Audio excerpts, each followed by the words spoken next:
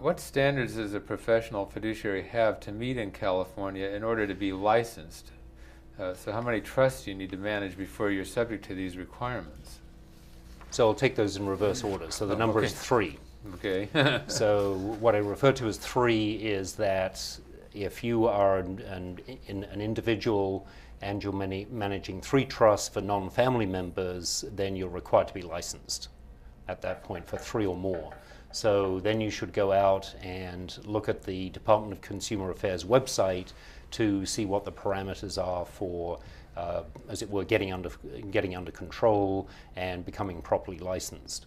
So the standards that the professional fiduciary has to meet when they're going through a qualification process are really fairly rigorous. There are education, testing, background, fingerprinting, and a whole slew of things like that. Again, more specifically described on the Department of Consumer Affairs website.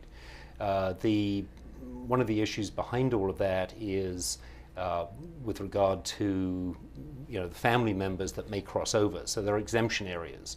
So a family member, so if you were trustee for your parents' trust, that's an exemption. If you're trustee for your brother's trust and your grandparents' trust, that doesn't count. So the family members have an exemption on that. Mm-hmm. Attorneys also have an exemption, just a blanket exemption. They can be a trustee, absolutely no questions asked. Mm-hmm. There is a more limited exemption for CPAs within the scope of their practice, and an even more restrictive exemption for enrolled agents. So there are some limited exceptions to that. Mm-hmm. So the Department of Consumer Affairs keeps a handle on that. They do have some enforcement provisions, but quite honestly, as with any state government, they do rely on people reporting to them if there's unlicensed activity going on. Mm-hmm. So with the education requirements, generally it's best to have a bachelor's degree of some description. It's not specific as to what the subject should be.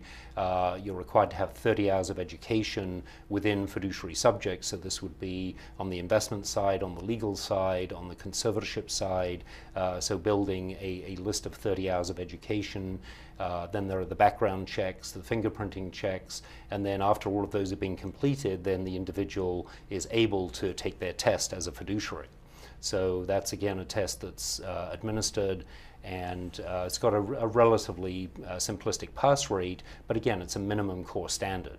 Anybody who's looking at a professional fiduciary who does have a license should always do their own due diligence. Where does this person come from? What's their experience? What's their background?